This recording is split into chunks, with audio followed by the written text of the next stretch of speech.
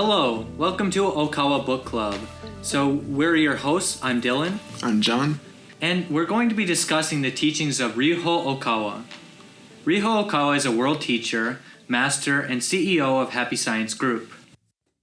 Today we're going to be discussing Love for the Future, Building One World of Freedom and Democracy Under God's Truth by Ryuho Okawa. On the back it actually says God's Plans Revealed. So John, what are God's plans? And what is he revealing? Does he have a kind of systematic approach that he takes to politics, or Ryuho Okawa, I mean? I believe so. The political ideologies described in this book are overwhelmingly in favor of democracy, freedom of the individual throughout the world, and for the spreading of that. So that not just worrying about freedom in your own nation, but also, wherever possible, allowing that to be propagated in other nations, and especially in those nations which are of a totalitarian variety and which invariably tend towards atheism. Yeah, you said freedom and democracy. But is there a third essential principle that he brings into the table? Absolutely. It's faith, which is the discerning quality between a free country and a not free country. Right. So he doesn't advocate theocracy. He advocates a nation of freedom of faith. So freedom to choose your faith. And then freedom to allow all people to choose their faith. Instead of like the current China, which only allows them to believe in state-sponsored religions. Next thing I want to talk about, John, is what is the purpose of this book, do you think? What kind of purpose is there in publishing such a book which includes spirituality and politics merged together?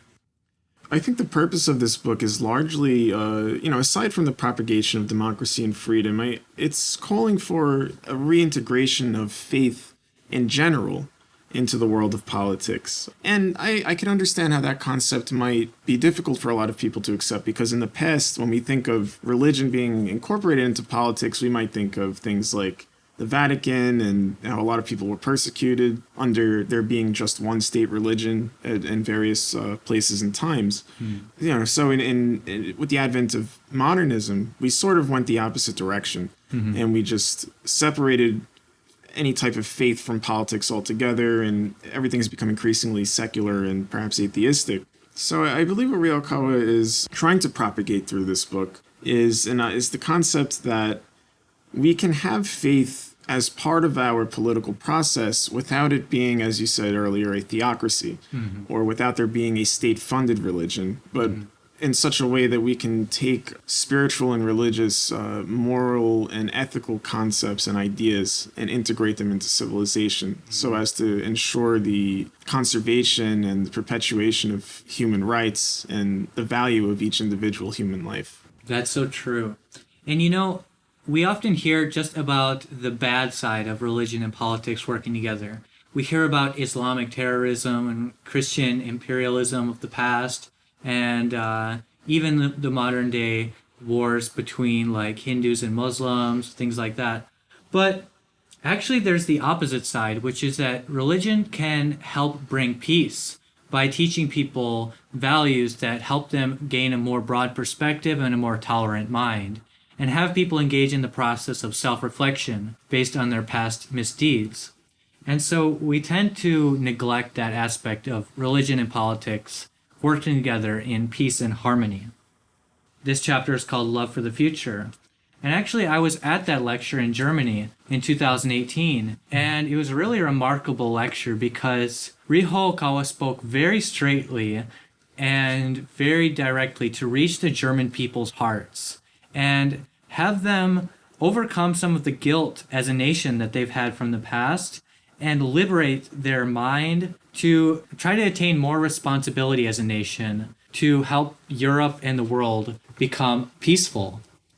The Fact and the Truth was a lecture given on May 22nd, 2011 in Hong Kong. Yeah, and a very fascinating part about that lecture is that he encouraged the Hong Kong people, saying, there's no need for you to break apart from China because you're already separate from China.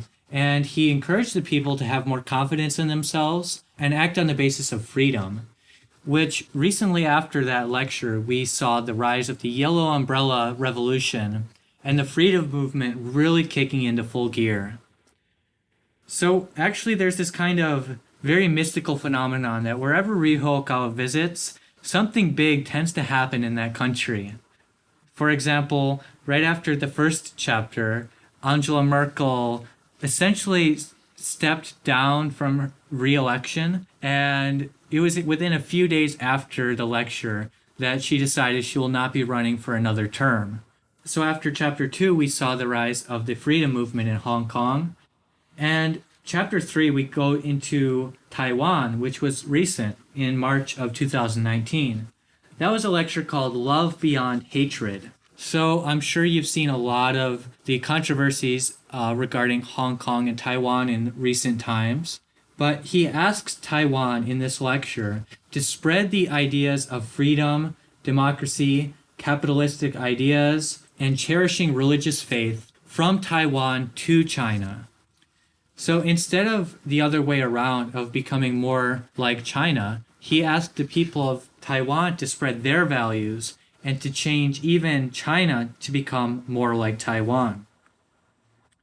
It's a very bold and brave statement, and I think he encouraged a lot of the freedom movement there to stand up stronger. What is True Democracy was a lecture recorded on November 9th in 2008, also in Taiwan. And similar to the later one, it was discussing the importance of freedom of religion as being the basis of democracy, because it does allow people to choose their own belief systems, and those belief systems go on to influence their entire perspective of life. And Ryo Okawa during that lecture also discussed the reasons that democracy is ultimately the best system, because it's the only fair system without going to extremes. During that lecture, there was an interesting part of that lecture where Ryo Okawa discussed the criterion to discern between good nations and bad nations.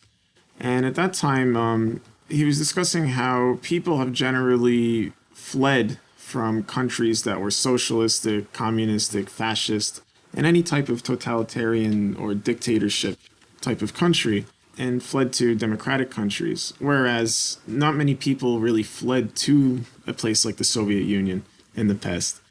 So it's kind of emphasizing this idea that, if you look at it in practice, even though many people might read theories about socialism and think that it's a great idea and it's fair for everybody, the reality is that people who have lived in those places really didn't feel that way for the most part. And at the first chance, many people fled to democratic countries such as the United States. And I just want to ask you, John, if you can really just summarize how reading this book will make a difference in the world if more people have this perspective.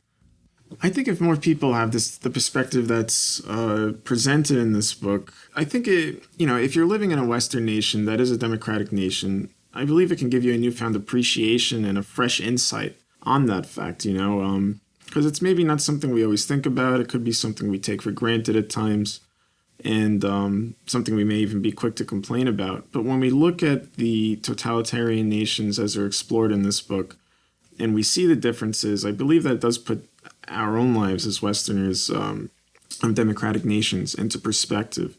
And I believe that it also emphasizes, as we spoke about earlier, that faith is an important part of all of our lives. And it's part of geopolitics, and it is a driving force in that. As much as we may view geopolitics or even domestic politics in a secular manner, it's pretty evident. If we're looking at the conflict between the United States and China right now, for example, the United States is, generally speaking, a pretty faithful country by the average citizen, whereas that isn't the case in China. So you can see even how that dichotomy creates conflicts between nations. Yeah, I agree with everything you said, and I also think that this book will help you essentially get out of the mindset which is this person is good, this person is bad, but it helps you think from a multitude of perspectives that you can see why world leaders believe the things they do. Because even the 4 leaders in part 2 of this book, they all say that their perspective is correct, and they give you the reasons to why. So you'll be able to understand from a more broader perspective of life and of the world. So that concludes today's episode, Love for the Future. You can get this book at major bookstores as well as on Amazon.com or OkawaBooks.com. So I hope you can get this book and help share it to those around you. It was great talking to you again, John. Likewise, Dylan.